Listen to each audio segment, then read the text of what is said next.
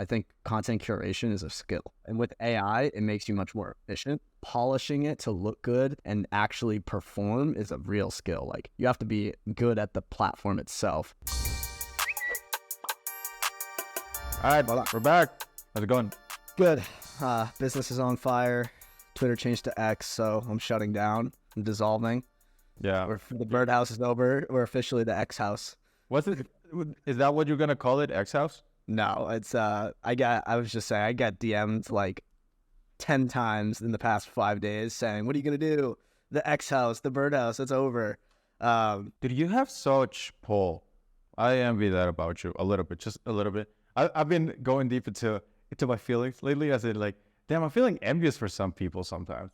And I'm like, you got such a strong brand. Like, and I'm not even gonna add the 4 little disclaimer, when people are like, oh, you're doing really well for a 20-year-old. Okay. Like they're dissing you, you know what I mean? It's like the back in the hand compliment. But it's like, you have a strong brand, period. I really admire that about you. You're doing really well there. I appreciate it. It's weird. This is actually fun. It's like, I feel like I've branded in public. I feel like no one's done that really, branding in public. Like for me, what does that mean? Like I feel like I've really focused on the brand of the birdhouse more than I've focused on my personal brand. Like I build it side by side, the company and me at the same time, probably at the exact same rate. So I think that's why people keep asking about it, because it's like, when they think me, they think that. They think this. Probably because I wear the hat everywhere. I named my agency. Did you know the name of my agency when I used to do ghostwriting? Did I tell you this? No. So it was Fantasma, like in Spanish with an F, Fantasma. That's what I wanted it to be, because it was like the Latino angle. And I wanted to buy, there's this Spanish news outlet named Fantasma that owns @Fantasma on Twitter/X. We're going to get deep into that in a bit. But they wouldn't sell it. They wouldn't fucking sell it. Or maybe I was poor and they wouldn't sell it to me, right? But that's what I wanted it to do. Yeah. Rebrand. What do you think about that? I think it's cool. I'm not really on either extreme. I would say there's some people that are like, this is the dumbest thing ever. It's going to kill Twitter. And then there's other people that are like, this is a genius and it's going to be like this huge thing. I feel like I don't know much about this. Can you like give people context as to why X? Like, what is that? Right. So, well, the reason it's X is because Elon Musk has had this infatuation by the letter X. I think he said something about it's something related to the human race, but as you can see, he has Tesla, Model X. He's got SpaceX, right? He started XAI, and now switching Twitter to X, just flat X, is essentially they're rebranding to change the product of Twitter and make it more so in everything application. But what he actually means by that is they're going to be integrating AI and they're going to be integrating finance. So it's going to become a application that heavily introduces payment processing and AI. The social media aspect is going to stay the same, but integrating those other two things is going to be huge for the company value-wise on the money side, but it's going to have people using the app more. Kind of how I related it to WeChat in Asia. Like I was in that Uber in Singapore, or not even an Uber, it's called a Grab. And right on the wall, you could pay with WeChat. So imagine you could pay your Uber with Twitter. Imagine you could pay at a store with Twitter or X. Do you see what I mean there? How much? So it is. So let's go over like each arm. So it's got like an Apple Pay arm from the way you're describing it. Yes. 100%. Yes. Right. So there's the Apple Pay arm. What's the AI arm? So the AI arm, I haven't put too much research into what they're going to do with it. I imagine it's going to integrate into the algorithm and advertising. And I also imagine that they're going to use it for some sort of data to get rid of bots and stuff like that. I haven't found out how, I don't think they've released how they're going to integrate it into like the user experience. So like for us as creators, how does it relate? I don't think it's really going to help us as creators directly. I think it's more so just going to improve the back end experience, but we'll see. I don't think it's like, because right now when you think AI, you think ChatGPT. So I feel like is there anything else that's not? Yeah, but that's my thing. I think it's the wrong way to think, because like for me, it's like the only AI thing I can think of is ChatGPT, but I feel like there's more to be done with it in the background. So I think they're going to go in that direction, but we'll see. Got it. I try I tried to do 2 experiments with AI this weekend because I was coming back from Poland to Guatemala, and I had to leave in a rush. And by the way, guys, check your dates when you're flying because I bought my ticket for September instead of July. So I had to change it right there. And then I go to an overnight stay in Frankfurt. I thought it was going to be like 2 hours. Turns out it was 14 hours. So I sat down at the Frankfurt airport for 14 fucking hours. And during that, I said, okay, what is one productive thing I can do? And I thought, maybe I can play with this AI thing.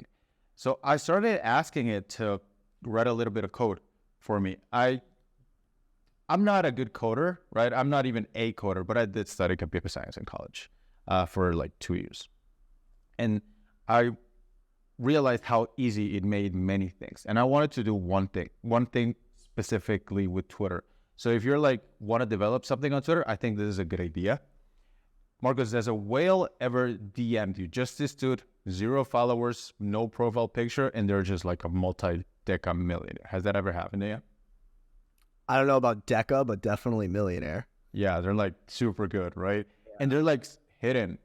Or have you ever go to analytics.twitter.com and you find out that people with a bunch of followers already follow you? Like famous people. Has that ever happened to you? Yes. Who follows you that's famous? Before I get into the segue. I don't know. What's the word? What are we using for the famous bar? I don't know. It's just someone who's like, kind of like, it's not a nobody. Yeah, like Ty Lopez follows me. Oh, yeah, he's famous. He's famous, period. Like, yeah, I don't know why you asked that question. Yeah, he's famous, period. The director of Suicide Squad follows me, and I didn't know that. So I got into it. Yeah, I know. Yeah, John Cena follows me, but so does like the world. Same, yeah. Yeah. But I thought, wouldn't it be cool if there was, and I bought the domain, by the way, because I was so bored, whalefollowers.com. Wouldn't it be cool if there was a tool that scraped your own followers and tells you, by the way, the CEO of this company follows you. This person with this many followers follows you. This guy that's maybe doesn't have that many followers, but somehow you can use, I don't know, and I'm going to spitball terms here. Maybe you can use AI to find a way in which if there's many people that are very reputable follow this person, then that tells you that maybe this guy's a hidden whale. So what if you could use that to get your own followers, that like the hidden whales in your audience? I thought that'd be cool. And I was starting to code it, and by code it, I mean asking ChatGPT to code it, and it did get like pretty far. So I thought, wow, this thing That's cool. Goes hard. Yeah. You ever thought about that? I haven't. It's interesting. I think a step further would be if you can find out who follows you or who your highest caliber followers are in terms of follower count, and then why they followed you. So what tweets did they follow you from, or when did they follow you, so that you can track what you tweeted at that date, and it can present the tweets that you tweeted when they followed you. I think that would be interesting. I like it. Because then you could tweet. So what, like right now it's Twitter. We can talk about my rebrand because I did rebrand, but what's your plan? What are you going to do? Yeah, my brand's, my plan is to do absolutely nothing. I don't plan on changing the birdhouse. I think it can be. So here's my reasoning for number one. Number one is I think the word Twitter is going to be stuck in people's head for years anyway. I think if someone is going to say the same way with Meta, right? That was a year ago. If someone says Facebook, you know what they're talking about. And most people are saying Facebook anyways, even if it is Meta. I think it's going to be the same with X. I think it's going to be like, oh, are you on Twitter? I mean, X. Like, it's going to be like that for a while. So I think it's not an immediate problem. I think thinking it is a immediate problem is something I would have done when I was one of those people who like thought they needed to have a cool logo before having clients. But I think it's just not really relevant. And I kind of learned that lesson with the whole Threads thing, where clients would ask like, what's the deal with Threads? Like, what are we doing about it? I'm like, nothing. We're going to tell Zuckerberg to go fuck himself. We're just going to stick to the plan. What we're doing works, so we're not going to switch until someone, I don't feel like I need to be first.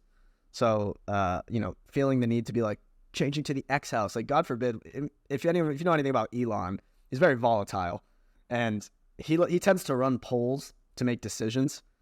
He ran a poll if Donald Trump should be back on Twitter. He ran a poll if we should switch the default color of Twitter back to black instead of white, or not back to black, but to black. And it got a resounding dark mode over light mode. What's stopping him from just putting a poll out next month saying, should we change it back to Twitter? And then you changed your whole brand to the X house, and then it's like, oh, we're back to, like, you know what I mean? Like, it's just, I'm not a reactive person anymore. Real talk, that was kind of harmful when we were trying to sell Tweet Hunter.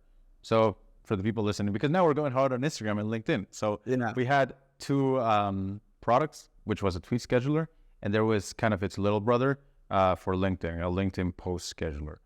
Tweet Hunter was making, I may butcher these numbers, but it was kind of close.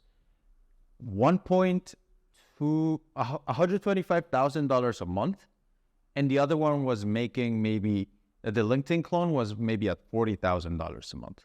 When we were selling, when we had our deal, they actually valued the little boy more than the Twitter boy. And the reason why is because it's such an unstable platform. Maybe it's because of the leader, maybe it's because of the platform itself, but that unstableness, it may attract a lot of attention, but people who want to put money into the thing, they're kind of wary of it. And I did experiment that back then.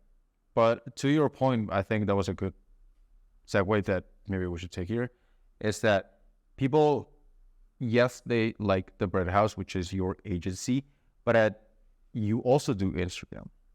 You don't talk about this, but you also do other platforms. And I think that the reason you can pull that off and you shouldn't worry about it, and I think you made the right choice, was because people like Marcos. Like, whatever you do, whatever direction you go in, people are still going to follow it to a degree because they trust your judgment. You know what I mean? Becker's like famous for this. He'll change his mind all the time. He'll do crypto, and then it's Hyros, and there's all these things. Still, people love him, right? Because it's him. He built the personal brand, not the brand itself, but it's him. People love him.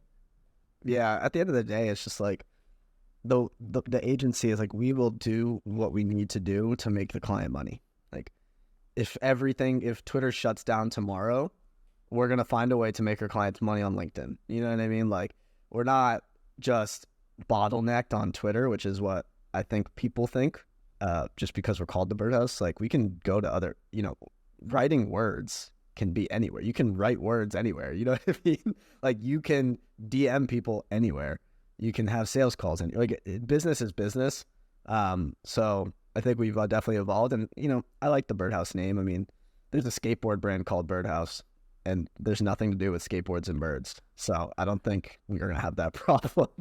Let me ask you something I was wondering about. I was kind of envious, again, of people who could take breaks. Some people who run a business as in, okay, during winter and fall, I'm gonna work really hard, maybe spring as well, but in summer, I'm just going to chill and I'm not going to do anything. And I thought, I can't do that because if I don't post, people forget about it. You're just irrelevant, right? Anybody stops posting in social media sometimes. Yeah, like, you lose your brand, right? Unless you're like huge, like Ty, for example. He took a break, he came back. Does it ever like get to you? As in, because it gets to me. It's like, fuck, like, I can't miss today.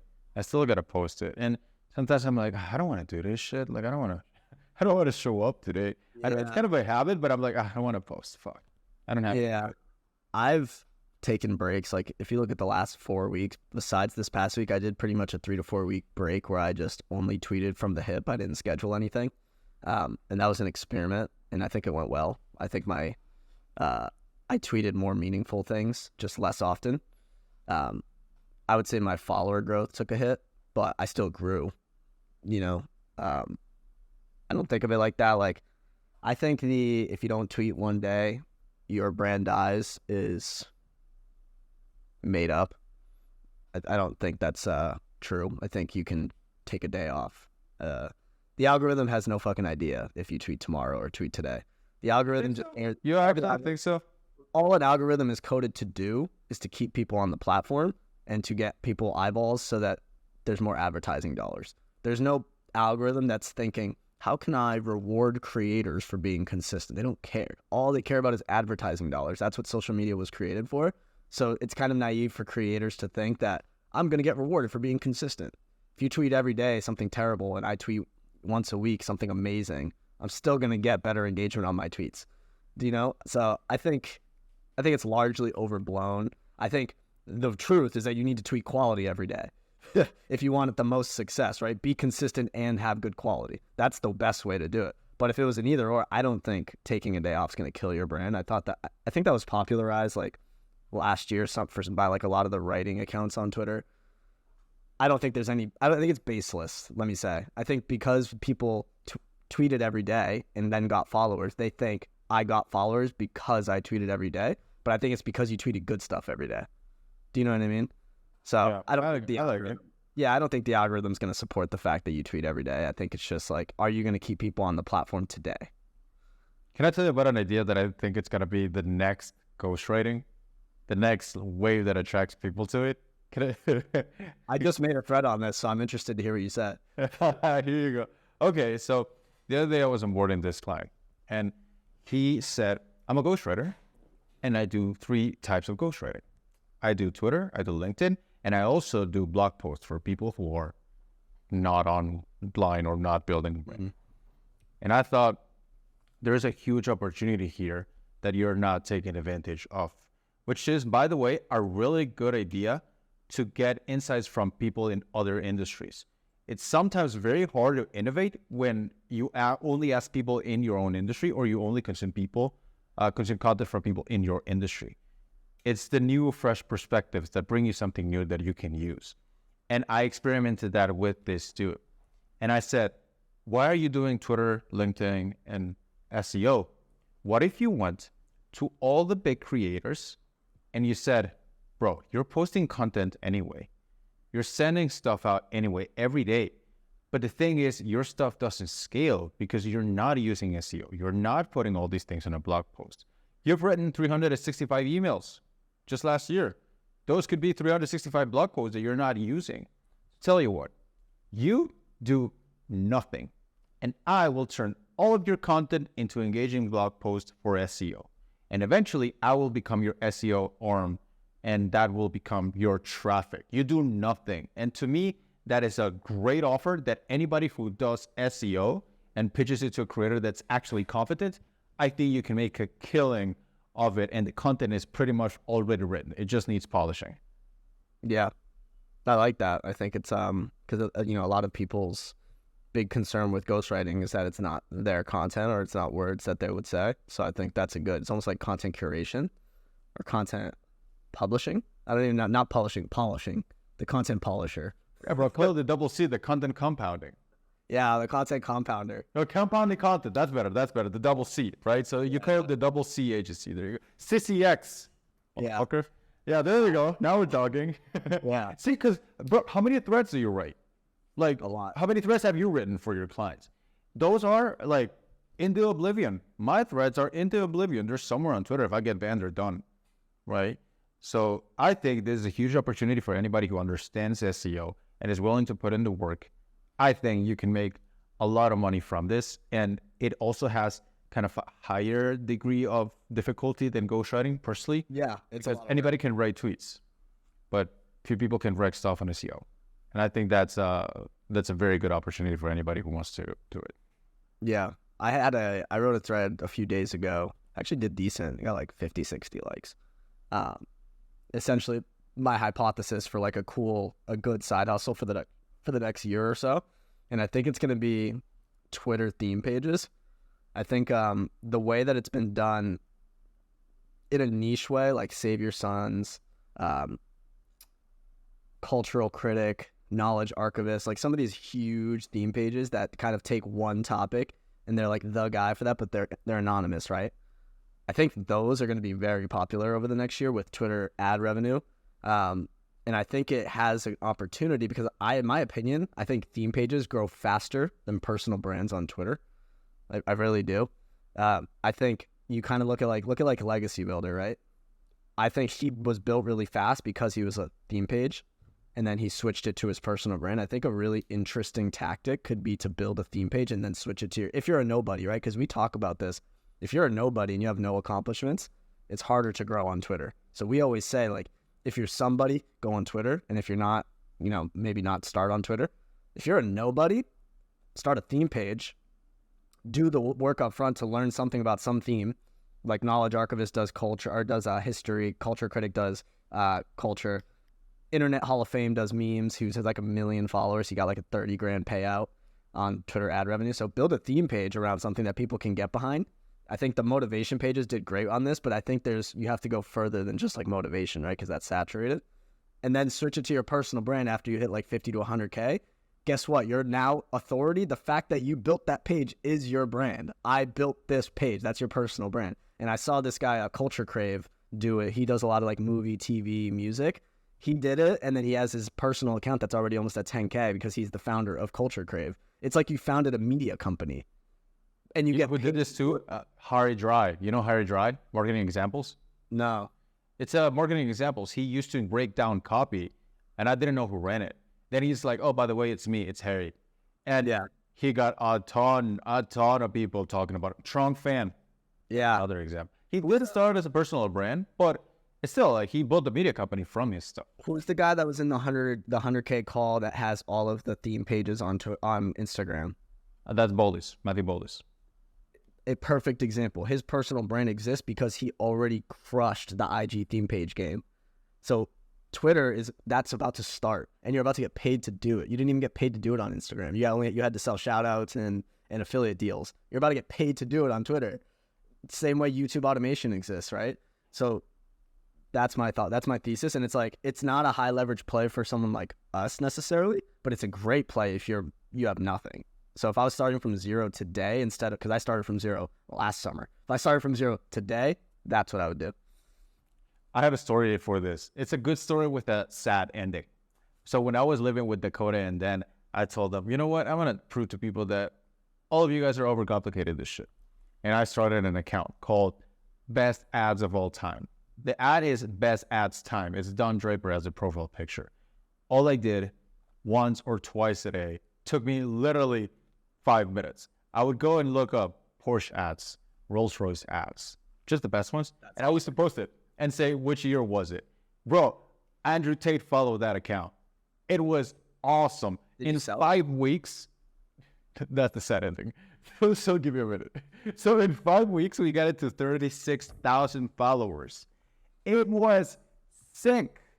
And then here's what happened. I was getting some people telling me like, yo, would you sell it? Would you sell it? I'm like, oh, holy shit. Yeah, I should sell this thing, right? But I logged in with like a weird computer in which I spilled coffee. And then that had an American number. That American number, when I moved to Guatemala, it got expired. So I lost the password and I lost the number. That account is idle. I cannot use it. 36,000 followers on my theme page in 5 weeks, down the fucking drain. Can you talk to support? I mean, I can. I'm not sure they're going to reply. I'll buy it from you. How much? Let's do a deal here. How much is this theme page worth, do you think? I think if we were to commit to a deal before we tested the audience to make sure the audience still exists. Actually, let's not make a deal here, but let's just spitball. Like, what do you think? Yeah. I think for like, this has 40K followers. Holy shit, it's at 40? No, I thought it was 36. Dude, it's been getting followers positively. What the hell? The worst part about this account is that it doesn't have, you made this account before there were views. So you can't even see what the average impressions are. So we'd have to tweet, see what it is. But like right now, assuming that the following is active, it's a good account. I feel like this is probably worth like 5 to 10 grand right now. Like, I think that's what it's worth. I think that's I think that's a good price. I mean, I think so.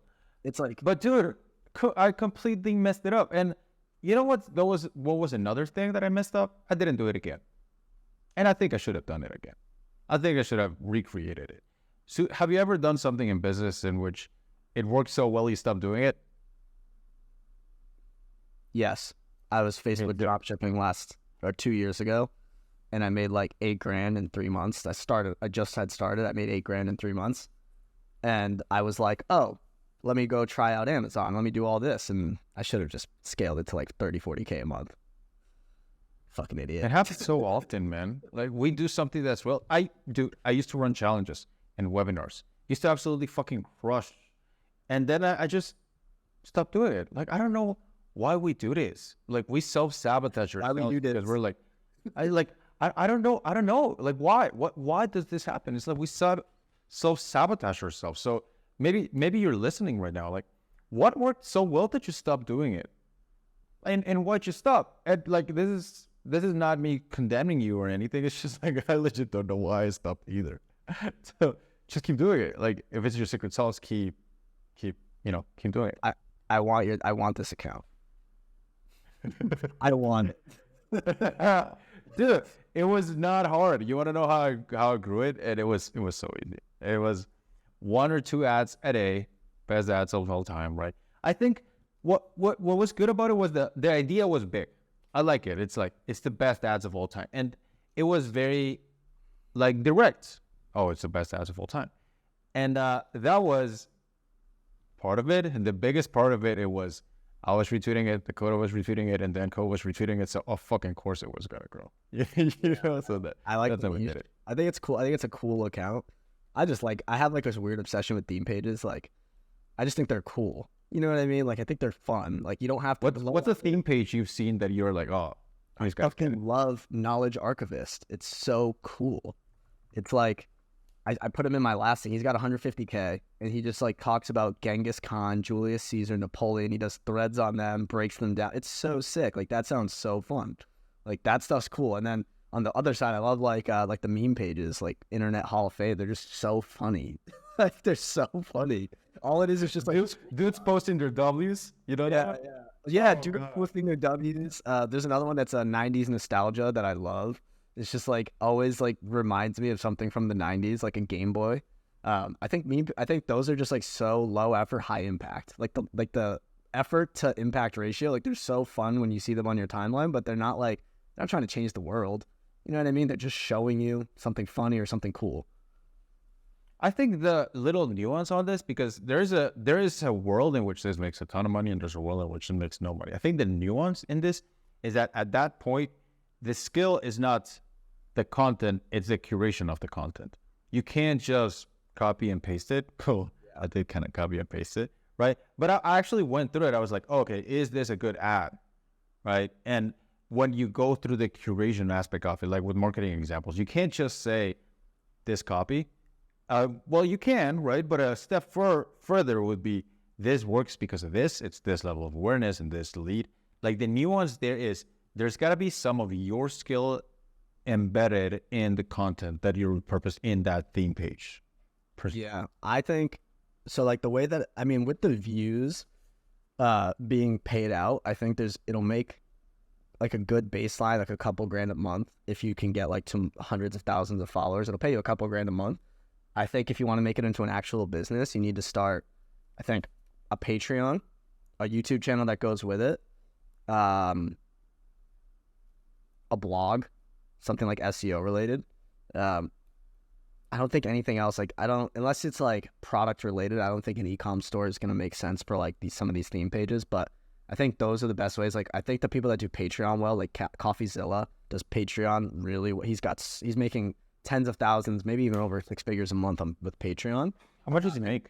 I don't know how much he makes with Patreon, but it's a lot, right? And they get early access to his videos. They get to say what he investigates next. They get to join in and learn how he does his investigative and animation process. Like, what did you open your eyes at? How much do you think it is? 50? 100? Dude, he makes $1,600 a day from... What's a lot? And that's not including his ad revenue, right? So if you do this with Twitter, right, and you have like a successful Patreon and a successful Twitter account, and you do brand deals or something, like this is a business, right? This is a 6 or 7 figure business. So I think theme pages can be done right. I think 99.9% of people aren't going to do it right because I think it does require skill. I think content curation is a skill. It's a good skill, and with AI, it makes you much more efficient. You could probably cut out a few team members by being really good with AI and like how to curate information. But I think what you said earlier is going to matter. Like polishing it to look good and actually perform is a real skill. Like you have to be good at the platform itself to do that. Yeah, it teaches you a lot about the platform. This is why, dude, it was called Best Ads of All Time. But you know what performed the best? It was always, without fail, cars. It was Porsche. It was Rolls Royce. I think kind of the elegance of it really played a role in it. And I posted my favorite ad of all time, and it didn't perform well. You know what's my favorite ad of all time? And I know it by memory. It's like a few hundred words. But have you ever read the Omega Speedmaster ad? I was just about to say if you looked at any of like the watch ads, the old watch ads, but no, I haven't seen that one.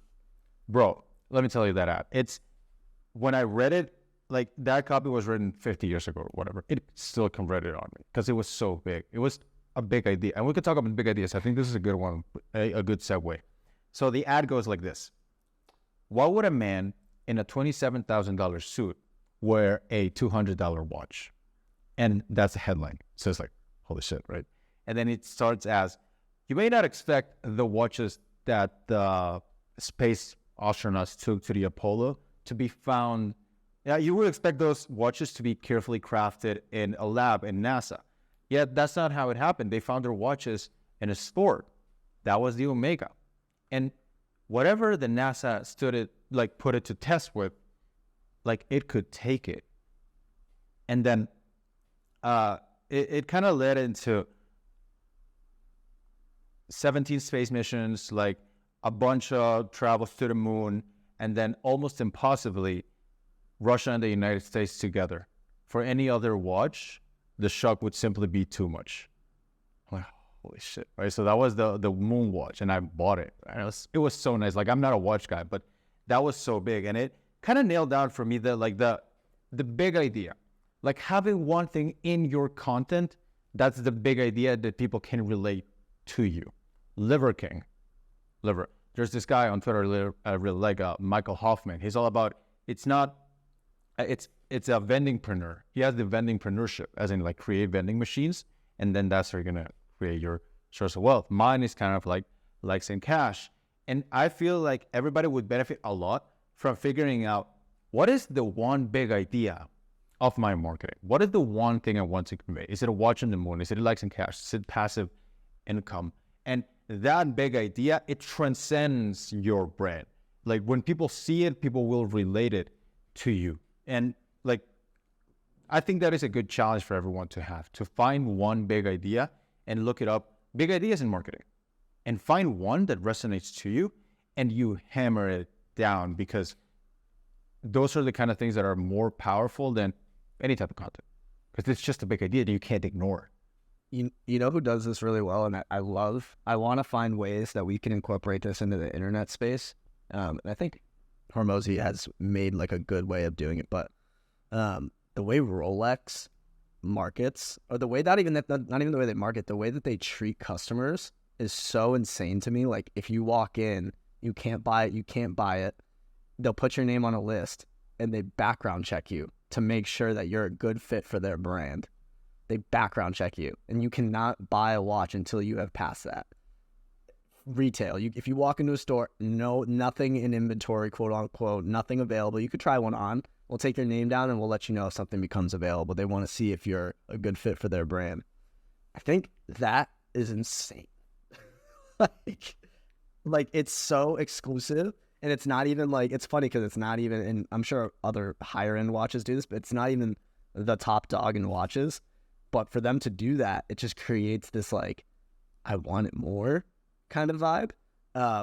And you have to like qualify to own one. Obviously you can get one from a reseller, but I think that's interesting how you could do that in the internet as well. Like you don't accept everyone. And I think we talked about this with how like Harvard and education businesses.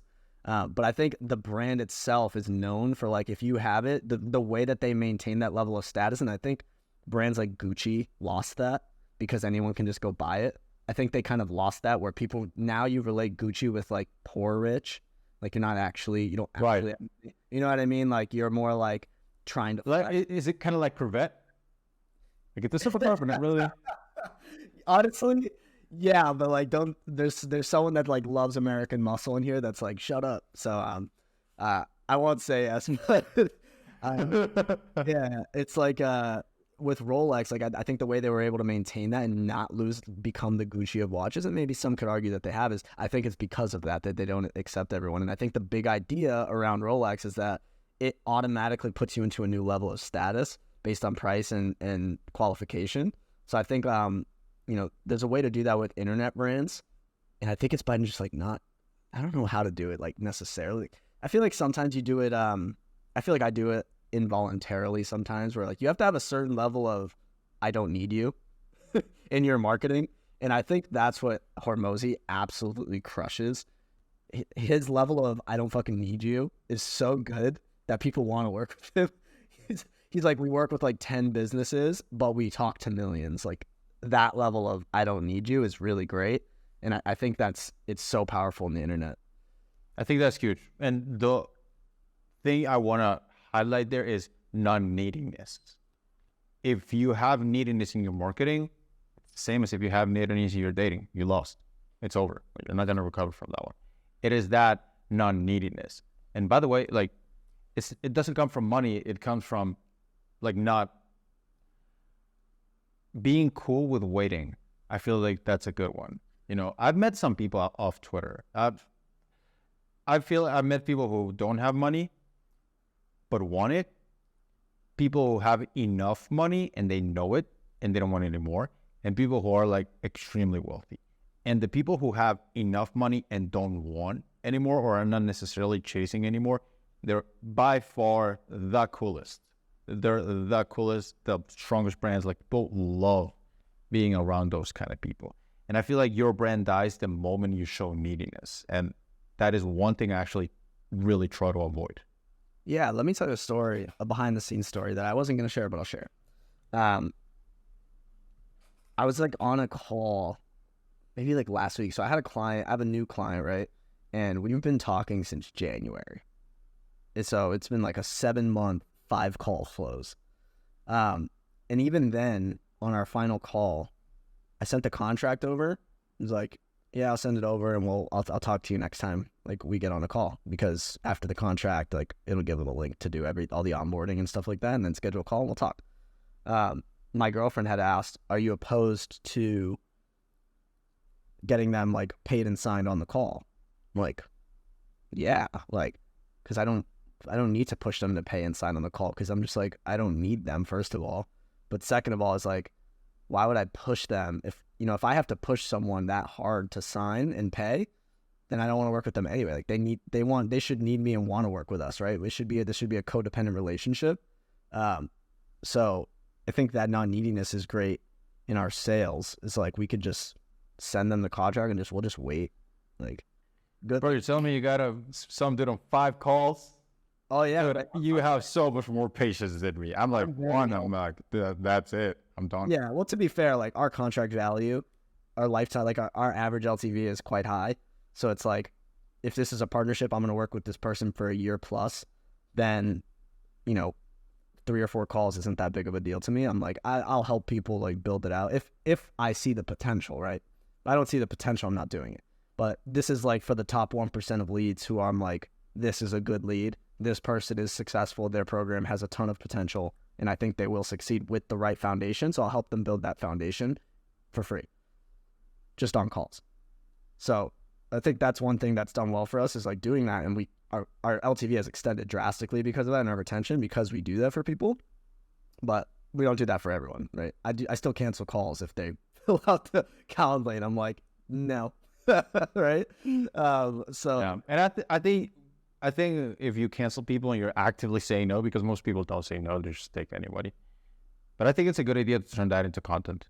Hormozy does it. I do it a lot. Like if we kick people out, you've seen it. And it's like, we kick people out because of this reason. We don't accept people because of this reason. And we don't take you because you have a Lambo on your profile picture. And we don't take people with Lambos on profile pictures. Sorry. So it's that showing. I think it's a good idea. There was a client that said, I cannot work with this person because he does Amazon FBA and he's kind of in a weird country. And he had to decline it. He told us. And I said, well, this is your next tweet. You say, I can only work with this kind of people because these are the only people I can deliver stellar results for. And that is kind of a different shade. It shows a lot of non-neediness. And can hurt. No, it's a good marketing tactic. I like it. Yeah, I like it a lot too. I think I also think it's important, not even from the marketing side. It's like it's important for your product. Like your product takes a severe, especially if you run a product where everyone who consumes the product is in the same spot, like a community. Like it's bad if you accept people that aren't a good fit. Like if you go sign up for a country club, they're not going to accept you if you're like a hobo, right? Because that drastically brings down the experience and the value of everyone else at that country club. Same thing if you. It's alignment too. It's you're so aligned. You're not like some people are like, I would get you fitness coaches maybe. It's like, yeah, I'm gonna get you to this percentage body fat, but they'll fuck up your diet. They just want the before and after picture. You know what I mean? So like you won't stay there. Yeah. For you could promise followers, but what they really want is money. Yeah. But you're like upfront. It's like it's a rev share deal, and I think it's really important to align the incentives and not be like, oh, they're kind of similar, they're a shade different. No, they have to be the same if this thing is going to work. And this is why I used to love these videos, but now I disagree with them. The people who would walk into expensive car dealerships and act like homeless or whatever and be like, oh, they didn't take me serious, and then they expose the fact that they're rich. I'm like, you have to understand, if you go to Ferrari looking like a homeless person, they don't want you driving a Ferrari even if you have money, right? Like, they don't want you driving their cars because you're going to bring down their brand. So for that, people will go into like the Ferrari dealership looking like all dirty and stuff. I'm like, and then they're like, oh, you should have taken me serious anyway. I'm like, well, no. Just same way Rolex doesn't want people bringing down their brand. They might think that too. So it's like, it's weird because people think that with the Ferrari things, like they'll walk into the dealership like, oh, he didn't take me serious, but anyone can be a millionaire. I'm like, well, nobody wants a dirty homeless guy driving Ferraris because that's going to bring down the Ferrari brand. So like, it's kind of like a catch-22 on that. And I think that's so about like canceling people, not canceling, but like canceling calls and not taking people in. What are a few red flags you have that might be interesting that people are like, I didn't think of that as a red flag?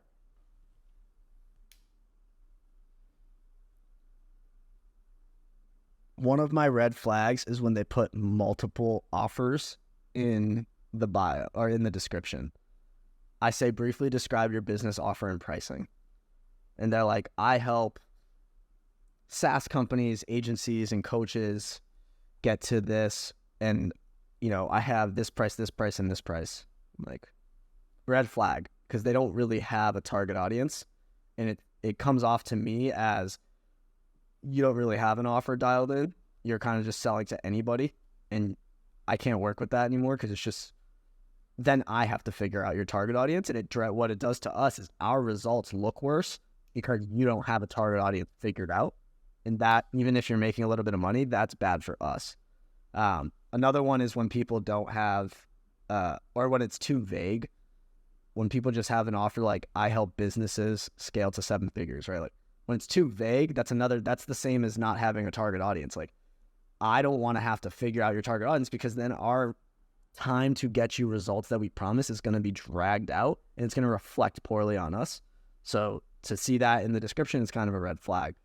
If you have that in the description and the rest of the application is spot on, I might still take the call. But if you have that in the description and the rest of there's some red flags elsewhere, then I'm going to cancel it. So it just depends. Do you tell people why'd you cancel them, or you just press X? I say not qualified. And do you send them a DM or something? I just put the Calendly description, the reason for canceling. Oh my God. I make you put your Twitter profile in there as well. So I check your profile as well to see, like, does anyone I know follow you? What is your bio? I click your website. I go deep. I go deeper than people think when they apply. So I usually cancel I've never canceled someone that was qualified. Let's put it that way. I like it. One of my red flags is absolutes. When they speak absolutes, it's like, it's going to be really hard. Ego, but that's kind of the same one. But you can tell, I don't know, but I don't know if this is weird or whatnot. Like, it's weird in my country. I don't know if it's weird in America. But, like, when people give out too many details on conversations, I just feel like that's not natural to me. So people go with, yeah, we worked with this person and we made $570,692 of revenue last month for 7 weeks. And by the way, Tim Ferriss was there. It's like, okay, well, Yeah. that's not I, what I asked you. yeah, I wouldn't do that personally with it feels icky, like exposing. You shouldn't really. My grandfather taught me, and maybe I'm Hispanic too, so maybe it is weird. I mean, maybe it's not weird, but because my grandfather, and he's born and raised in Puerto Rico, right? He told me you should never really tell anyone like how much money you have or how much money you directly make. So I've kind of always had that where I don't really feel I would never share my exact client with their exact revenue. Like it would just be weird to me. So maybe I think it is a little weird to overshare unless it's like unless you already did it in the past and you share the past results and like they're already way beyond that or something. I think that's cool. I don't know. It's like it's interesting. Like I think That's a red flag. That's a red flag for sure. Another one is when somebody asks you a question, I'll answer anyone's question, but then they ask another question. It's the second one. That's what I don't like personally. It's like, make your first one good. Don't ask for a second one. Voice notes is another fucking red flag. Fuck voice notes. This is like serial voice note hating podcast. I hate it. Like seriously, it's horrible. So there's that. It's I don't know. I feel like Alex said something that I really liked. It's if your only qualification you have for someone to do business with you, it's they have a credit card. That's not enough. Yeah, you got to have something else. There's got to be something else that you actively tell people no, which is why I don't believe a lot of people when they go, apply here. It's exclusive. 3 spots left. I'm looking for 5 more. No, you're not. You're looking for 17 more. You're just not being honest about it. Yeah. I don't like that. I don't like scarcity marketing personally, unless it's real. Like there is real scarcity marketing. Like my friend Don did this where he ran a meet and greet. 250 people sold out in Miami. There was actually a capacity to that building because otherwise they'd get kicked out. Right? He did an in-person course that had 25 or so seats because there's literally 25 chairs, right? Like that's real scarcity marketing, but like with digital products, like you're putting scarcity on digital products, like relax. Yeah, the PDF. Yeah. Like the PDF, like there's only 12 left. You sure? I can just download them. I don't know. I mean, it just doesn't feel right. Oh, I don't do that. All right, what do you want to take it from here? We had one other thing that was on the list, right? Oh yeah, what is your favorite part of business that feels natural? Like you don't feel forced, and maybe you answered it earlier. I know like earlier in the podcast you said you did 2 AI experiments. Was that fun? Like did that feel natural? Like you would do it as a hobby like in your free time? Or is there anything in your business where you're like, I just like do it naturally?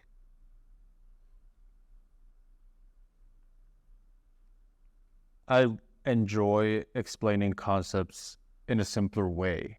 I love removing stuff from systems, which is why I draw a lot. Like I have it right here. This wasn't planned. Like I have it. If you're in the YouTube now, because we're in Spotify and Apple, by the way, subscribe. Thank you.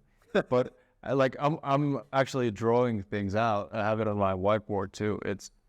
I like removing stuff. So I'm so weird for this, but like people tell me it's like, yo, what the fuck? But I like it.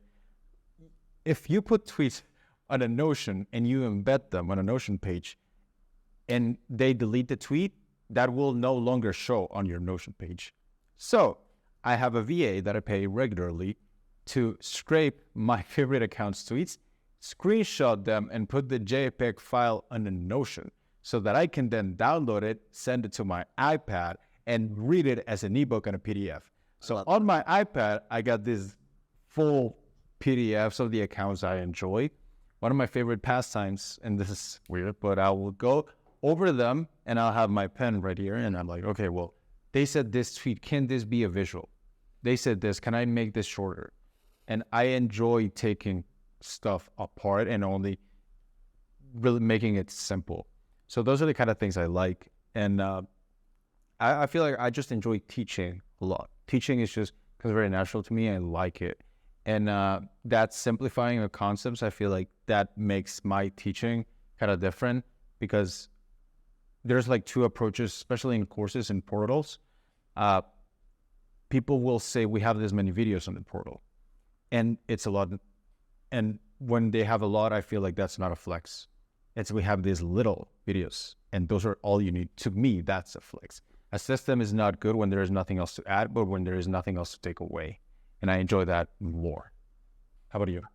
I have two. I think the first one is I love storing and compounding knowledge like in archives. So, for example, I have this weird fear that I think every course is going to get deleted off the internet one day. So I save them onto hard drives. So like courses that I buy, I'll download the videos as files and then put them in a hard drive as if like I need to put them in a box to survive the apocalypse. So like I love creating knowledge archives because it feels like I'm storing all of the work I'm doing. So I just love like the tweets and clients. Like I would love to, I haven't done it yet, but like I would love to just like download the videos and put them on a drive. That way one day if like everything explodes, they still exist for me and I can go back on it, like creating a library of courses. I have courses from Ty Lopez and from like 2017 that I bought and like all these people just on a hard drive, old knowledge that you can still get nuggets from. And it's like fun to go back on like an actual book library, but for video courses. So that's one. I actually paid a VA to, actually, no, I didn't. I paid my assistant to go back and I have a swipe file of tweets in each of my favorite content pillars. And I have her break down and record the exact amount of words, lines, bookmarks, views, likes, retweets, etc. that each tweet has. So I can now sort and organize them based on how many words or how many lines they are and track the performance based on that. I love that shit. Bro, when I told you, yeah, I'm kind of weird, you just said, hold my mic. No, hold my beer. No, don't look it up. Oh, You know why? The reason What? I did that is because I know no one else will. And I just like, I want to know the exact word count of what kind of tweet works best so that we can just like over optimize. And like, I just want to I just know it'll keep us ahead of everyone. I know no one has the work ethic or wherewithal to do it. So if they're listening to this, they're going to be like, I'm going to prove them wrong. I'm going to do it. But the fun part about it is it doesn't make sense for most people. You know what I mean? Like, it makes sense for us to do it, but like if I was a beginner, I wouldn't do it. So I think I just did it as like Mr. Beast did it, so I should do it. And it's honestly the best thing I ever did because it's so eye-opening. That is intense. Yeah. That is. I'll share it with you on a call one of these days. Yeah. Yeah, we should. The people need to see this. We need to talk about this here. In a few years. So, all right. Fair enough. So I'll tell you one thing I do. I'm big on this big idea marketing. This is why I love that watch so much. And it's like, sometimes I would go because all my business is digital and I always thought physical businesses are way cooler because you're actually putting stuff out into the world. I would go on e-com stores and I would look at what they're selling and I'll try to come up with a bigger idea. Maybe they're selling certain apparel. Like, how can we make this like, pop more? So an example was like, I was thinking about this e-com store, right? Like the way I live my life is I don't like rocking brands and I like using the most minimalist clothing ever. So I thought, wouldn't it be cool if there was an e-com store that was called brandless? And the whole big idea is you don't want to rock anyone's brand. You just want to wear clothes that look and fit well. You don't want to rock anyone. You just want to look right. So like, what if there was a brandless store? The other day, I didn't know this, but did you know that bone broth has 80 calories and like 17 grams of protein per serving? I didn't know it had protein in it, but I do now. It's awesome, isn't it? This is huge news. And I thought this should be the bigger idea of a brand I like called Kettle and Fire.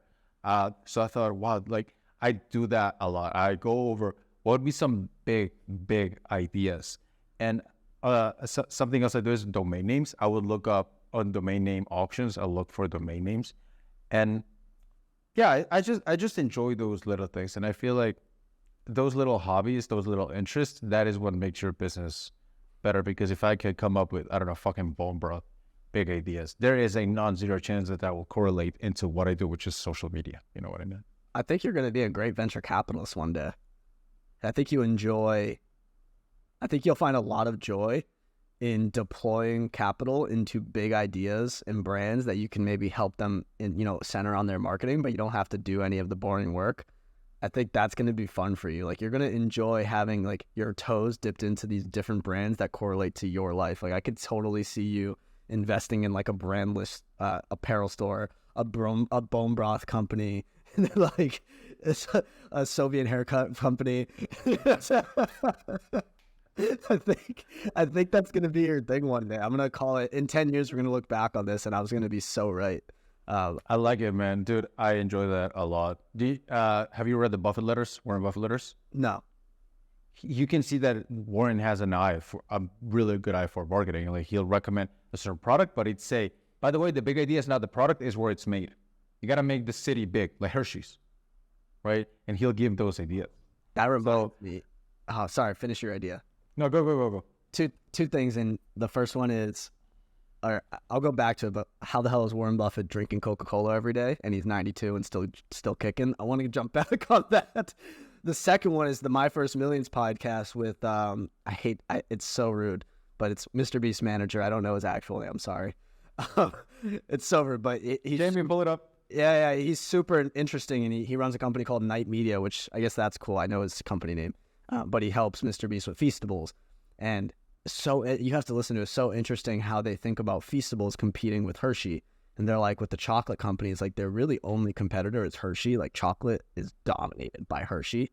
And I thought it was interesting how they're building Feastables to basically How? One of them is obviously the branding. They have that angle, but they're even thinking about the season out. So chocolate's like a seasonal product, right? What are you doing for Easter? Reese's Eggs, right? What are you doing for Valentine's Day with the heart-shaped chocolates? And then what are you doing for Christmas? And what are you doing with the trees, right? Like, I thought it was interesting how they're tackling the seasonality. But I thought it was cool because Mr. Beast he said like one thing where Logan Paul and Mr. Beast both have this, where it's really fun for them and natural for them to promote their product. Whereas like in Mr. Beast videos, it's so natural to plug Feastables, like blowing up the TNT with the Feastables attached to it. Or like Logan Paul, it's so natural with Prime where he just comes out in the WWE ring drinking Prime, right? I thought it was really, really interesting with like niche creator businesses. And he goes on to expand on Millennial Farmer, who's a cool YouTuber, this guy who's doing like vending machines. And I'm like, man, like niche creator businesses are fucking sick. And it was something, it just reminded me how you mentioned e-com. Like, I think that's such a fun play. Did you see the part where they threw Prime drinks at Logan and KSI? Did you and see they that? made them do it, and then they didn't. Yeah, it was planned. It would be like, tell a story. Yeah. You do it now. Yeah. So there was a viral clip that came out, and it was like, oh my goodness, the fans of Prime, quote unquote haters, were throwing bottles at KSI Logan, and it was put out. All the media outlets caught it. They said fans hated it. They were booing KSI Logan, throwing Prime bottles at them. It came out a week later, and Logan Paul has really jumped into his business mind the past few months, where he's been making TikToks explaining his marketing campaigns, which is so fucking valuable for us. People should really look at that. They told the audience, or the crowd rather, that in a minute, I want you guys all to throw your empty Prime bottles at us, and we're gonna make a video out of it. It never got out. They somehow kept the secret without it leaking that it was planned, and they did it, and it got a ton of quote unquote negative publicity, but it turns out it was all part of their plan to use that to go viral with Prime. So genius, man. So genius. Yeah. And he said, what was it? Like, if you don't understand the joke, maybe you were the joke. Yeah. If you like that's what he said in the end. It's great, man. I like this podcast. You know why? Because we went into other areas, and hopefully somebody who can listen to this will be able to extrapolate other areas into their business, because social media can get very like small. This can get it into a little circle. Yeah. Two notes. One, I think it's important to do that. I think we get stuck in a bubble. I think it's really smart to look at the greater internet as a whole when you look for your lessons and then apply them to your niche. I think that's important. Kind of how you look at like Omega Speedmaster. How can I apply that to like St. Cash, right? That's important. You have to do that because, like it or not, these billion-dollar brands are way fucking smarter than you. You know what I mean? Like, when I look at like VaynerMedia, what he's doing like at a bigger scale, I'm like, he's way smarter than I am. He has way more context than I do when he's supporting like $50 billion brands. Like, trust me, they have more eyeballs, brain power working on the social problem than I do. So I need to respect that and think, how can I apply that at my niche? Two, I think I really sometimes I get upset. Like I think it's really important to do the short form content for us, and I started doing this on my YouTube channel, making shorts out of these because like this podcast is obviously going to be titled something about X, but like that stuff on Feastables and Logan is so valuable. So I think the short form content has like a really important use. I think you closed this podcast beautifully, and I think we should end like this. We can't stop it. I think this was great.